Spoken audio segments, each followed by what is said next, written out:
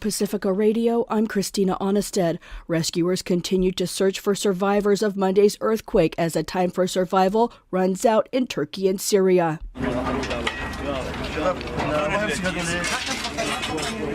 The death toll has topped 19,000 after Turkey's president announced more than 16,000 dead in his country alone. In Syria, United Nations aid has reached hard-hit opposition-held regions in the north. Rob Holden is with the World Health Organization. We have got a large unfolding, huge-scale disaster unfolding on us with large geographical spread. We've got a lot of people who have survived now out in the open and in worsening and horrific conditions.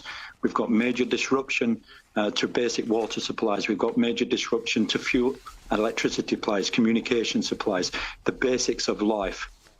We are in real danger of seeing a secondary disaster which may cause harm to more people than the initial disaster if we don't move with the same pace and intensity as we are doing on the search and rescue side. The group, the White Helmets, blasted the aid as a regular kind of aid that has resumed since the quake, noting it's not special nor provides equipment for the search and rescue teams. It said in a statement, quote, "We are disappointed at a time when we are desperate for equipment that will help us save lives from under the rubble," unquote. Meanwhile, spirits were lifted earlier today when rescuers saved a boy in Syria.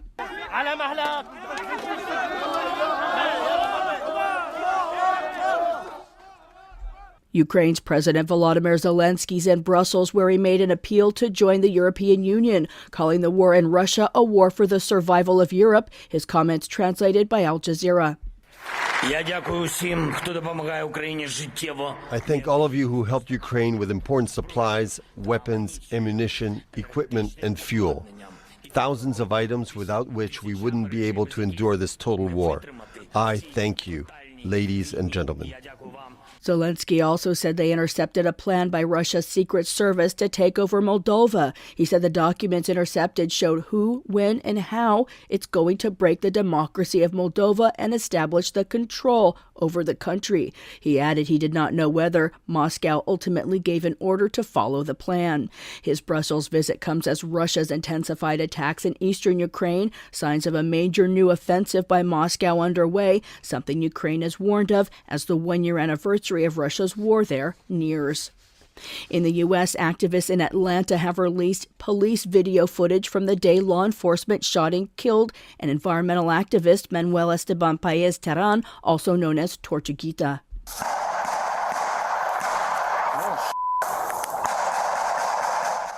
Police have claimed he was killed after shooting a state trooper who was hospitalized, but the video counters that narrative and bolsters activist claims the trooper was hit by friendly fire.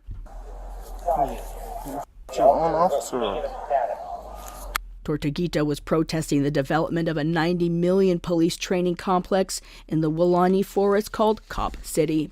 A Texas man pled guilty to federal charges accusing him of killing nearly 24 people in a racist attack at a Walmart in El Paso, Texas. He changed his plea weeks after the federal government said it would not seek the death penalty for the hate crimes and firearms violations. Patrick Cruces still faces a potential death sentence if he's convicted on a state capitol murder charge in the 2019 shooting that killed 23 people. He pled not guilty in the state case. Court records show the 24-year-old said he was targeting Mexicans. He published a document online shortly before the shooting that said it was in response to the, quote, Hispanic invasion of Texas. Those statements echoed the anti-immigrant rhetoric of Republican politicians like former President Donald Trump and racist screeds put out by other mass shooters in the country. Former Twitter executives conceded to Congress they made a mistake by blocking a story about Hunter Biden, President Joe Biden's son, from the social media platform in the run-up to the 2020 election, but they denied Republican assertions they were pressured by Democrats and law enforcement to do so. Eileen Alfandary reports.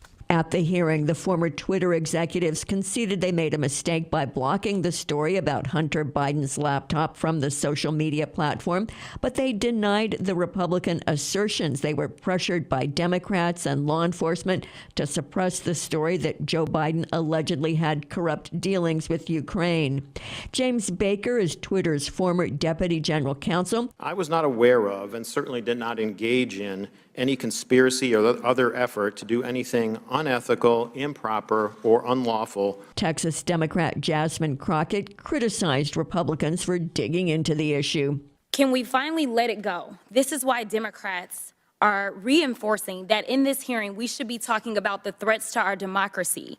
That's the real threat, not an old article that seemingly couldn't reach the viewership it sought through its own platform to disparage and attempt to skew the election in favor of a twice impeached former president who lost a secure and fair election. The White House issued a statement calling the hearing a bizarre political stunt and saying it appeared to be the latest effort by the House Republican majority's most extreme MAGA members to question and relitigate the outcome of the 2020 election.